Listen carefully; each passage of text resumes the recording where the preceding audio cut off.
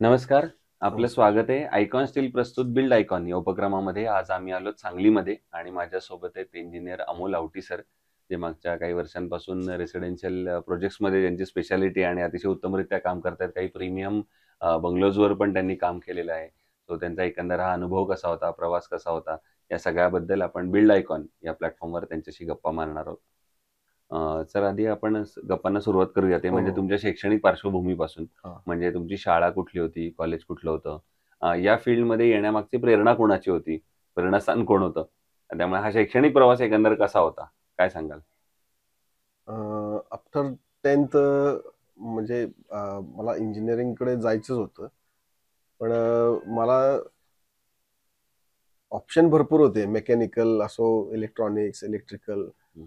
पण मला सिव्हिलबद्दल थोडंसं अट्रॅक्शन पहिल्यापासूनच जास्त ओके, होतं. Okay, okay. त्यामुळं जर आपण इंजिनिअर झालो तर मी आणि जर सक्सेस व्हायचं असेल, तर माझ्या आवडत्या फील्डमध्येच होऊ शकते आणि ते सिव्हिल इंजिनिअरिंग हा एकमेव फील्ड मला दुसऱ्या फील्डमध्ये मी म्हणजे काही काम करू शकलो नसतो हे मला माहिती होतं. त्यामुळे मी चूज करताना सुरुवातीलाच सिव्हिल इंजिनिअरिंग ही फील्ड चूज केलेली. ओके. सेल्फ मोटिव्हेशन होतं म्हणजे हां, सेल्फ तुम्हाला असं, मोटिव्हेशन. की हां. तुम्हाला वाटत होतं, येस, की येस. ह्याच फील्डमध्ये मी चांगलं काम करू शकेन. बरोबर. अगदी बरोबर. बरोबर. मग त्याच्यानंतर सिव्हिल इंजिनिअरच्या आयुष्यात आणखीन एक टप्पा येतो. ते म्हणजे अ, पहिला केलेला प्रोजेक्ट. कारण हां. तोपर्यंत बऱ्याचदा थोडा स्ट्रगल असतो, हो. की पहिला प्रोजेक्ट कसा मिळणार, कुठला हां. मिळणार. आपण प्रॅक्टिस कुठेतरी केलेली असते आणि हो, हो, त्याच्यानंतर हो. स्वतः सुरू करतो. अगदी तर बरोबर. तो प्रवास कसा होता? आणि पहिला प्रोजेक्ट करताना काही दडपण आलं का? भीती हां. वाटली का? कसा झाला पहिला प्रोजेक्ट? ॲक्चुअली शिक्षण झाल्यानंतर सुरुवातीला आपल्याला म्हणजे मला असा बॅकग्राऊंड सिव्हिलचा असा कुठलाही नव्हता, की बरोबर. बाबा आमचे वडील कॉन्ट्रॅक्टर आहेत, हं. बिल्डर आहेत, काका आहेत, मामा आहेत. असं कुणीही नव्हतं. जे काही करायचं होतं ते स्वतःच शून्यातून करायचं होतं. त्यामुळे सुरुवातीला डायरेक्ट एज्युकेशन झाल्यानंतर बाहेर पडल्यानंतर आम्हाला कामं असं जे अप्रोच आम्ही जायचो काम मागायला आर्किटेक्ट लोकांच्याकडे किंवा असं जे ओनर लोकांच्याकडे. पण तसं डायरेक्टली आम्हाला काम तसं कुणी दिलं नाही सुरुवातीला. हं, हं. सुरुवातीचे 1-2 वर्ष मी जॉबच केला. थोडंसं जॉब करत अगदी छोटी-मोठी कामं सुद्धा आम्ही सुरुवातीला केलेली आहेत. अगदी एक रूम असू दे किंवा काही थोडंसं रिनोव्हेशन असू दे.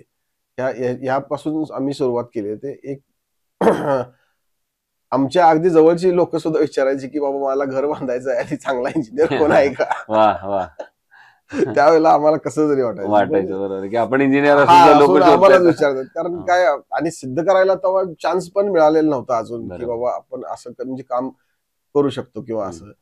एक आम्हाला जेव्हा चान्स मिळाला, त्यावेळेला आम्ही ते सिद्ध केलं आणि त्या एका कामातून तिथून मात्र जे काही कंटिन्यू हळू सुरू झालं, ते म्हणजे आजपर्यंत जे काय आहे ते आता ते चालू तो आहे प्रवास चालू आहे. यामध्ये. हां. याच्यानंतर येऊया काही टेक्निकल प्रश्नांकडे. त्यातला पहिला प्रश्न आहे ते म्हणजे आता तुम्ही या फील्डमध्ये इतकं काम केलंय, तर याच्यामध्ये तुम्हाला अनस्किल्ड लेबरचं पर्सेंटेज फार जाणवलं असेल, हो, हो, हो. अकुशल अगदी, कामगारांचं. अगदी. हो. तर अशा अकुशल कामगारांबरोबर काम करताना बऱ्याचदा धोके सुद्धा संभवू शकतात. हो, हो. तर तुम्ही कशी परिस्थिती हाताळता सगळी साईटवर आणि तुमचं काय मत आहे यावर?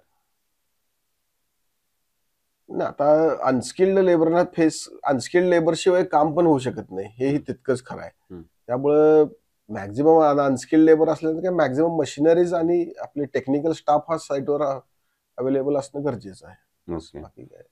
दुसरं आता तुम्ही बंगलोसाठी इंडिव्हिज्युअल काम करता. त्यामध्ये बऱ्याचदा तुम्ही कस्टमरकडनं काही वाक्य पण ऐकलं असेल, की आमचं बजेट एवढंच आहे. हां, आता या बजेटमध्ये थोडंसं ॲडजस्ट करून घ्या किंवा आता हां, बसवून द्या. हां. तर अशा वेळेला एक इंजिनिअर म्हणून तुम्हाला एक दर्जेदार बांधकाम करायचं असतं. बरोबर. तर असं क्वालिटी आणि बजेट हां, या दोन्हीचा समतोल तुम्ही हां. कसा साधता? ॲक्चुअली खरं सांगायचं झालं तर, की समतोलच साधावा लागतो. हं. नाहीतर स्वस्तात आणि चांगला आणि मजबूत असं काही होत नसते. नसतं. हं.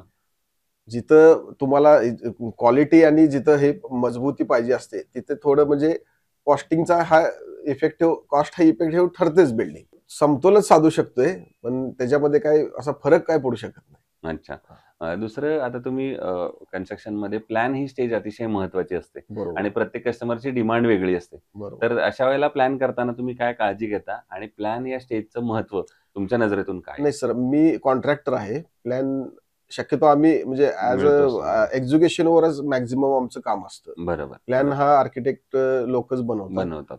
त्यामुळं तशी कधी आपलं वेळ म्हणजे फारशी येत नाही. एक्झिक्युशनचा पार्ट जास्त असतो आपला. बरोबर. प्लॅनचा काही फार आपला जास्त हे संबंधही येत हां. नाही. बरं. दुसरं आता एक वेगळा प्रश्न आहे तो म्हणजे सांगली जिल्ह्याच्या विकासाचं व्हिजन हा असं जर विचारलं तर तुमच्या डोळ्यासमोर कुठली मुद्दे किंवा कुठली क्षेत्र येतात हा ज्या क्षेत्रांवर आता काम झालं पाहिजे जर हम्म, सांगलीचा सर्वांगीण विकास आपल्याला करायचा असेल, हम्म, सांगलीला पुण्या मुंबईसारखं पुढे न्यायचं असेल हा. पुढच्या 10-15 वर्षात, तर कुठले असे सेक्टर्स आहेत, हा. क्षेत्र आहेत ज्याच्यावर आता काम करणं गरजेचं आहे? असं मला विचारलं तर सर मी म्हणेन की खरोखर इंडस्ट्रीयल सेक्टरवर काम करणं फार गरजेचं आहे असं वाटतं. हम्म, कारण इंडस्ट्रीयल आता हे आमचा जो पश्चिम महाराष्ट्र आहे तो बेसिक हा म्हणजे नदीकाठी वसलेला असल्यामुळे शेतीचं प्रमाण इथं जवळजवळ 80% लोक शेती करतात आणि आमच्या इकडं ऊस म्हणा किंवा द्राक्षे म्हणा आणि हे जे जे काही कच्चा माल आहे आणि ह्याच्यापासून जे काही बेदाणा वगैरे हे जे बनतात त्यामुळे हे आमच्या म्हणजे तासगाव म्हणा सांगली, मिरज आणि कुपवाड ही इंडस्ट्रियल जो हा जो एरिया आहे इथं म्हणजे कोल्ड स्टोरेज म्हणा, वेअर हाऊस म्हणा ह्याचं प्रमाण फार म्हणजे इथं फार मोठा स्कोप आहे तिथं. हम्म. आणि हे जे जेव्हा बिल्डिंग जिथं कच्चा माल आणि पक्का माल इथं जेव्हा आपण म्हणजे फायनल प्रोडक्ट जेव्हा इथंच बनतो त्यावेळेला हे इंडस्ट्रीचं महत्व वाढतं. त्यानंतर लोकांना रोजगार भरपूर मिळतात इथं. ओके.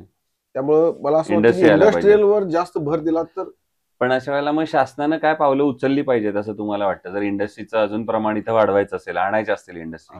इंडस्ट्रीला आणण्यासाठी मेन म्हणजे जे काही बेसिक सुविधा आहेत ज्या आता जे काय आम्हाला रोज कमतरता जी जाणवते रोड म्हणा, रस्ते म्हणा, त्यांची पाण्याची व्यवस्था म्हणा, त्यांच्या सांडपाण्याची व्यवस्था म्हणा ह्याच्यावर थोडंसं भर दिलं तर कदाचित आजूबाजूचे आपलं कर्नाटक म्हणजे अगदी बॉर्डरवरच आहे तिकडचे लोक सुद्धा म्हणजे बिझनेसमॅन लोक सुद्धा आपल्या MIDC मध्ये यायला इंटरेस्टेड असतील असं मला जास्त आहे. वाटतं. बरोबर आहे.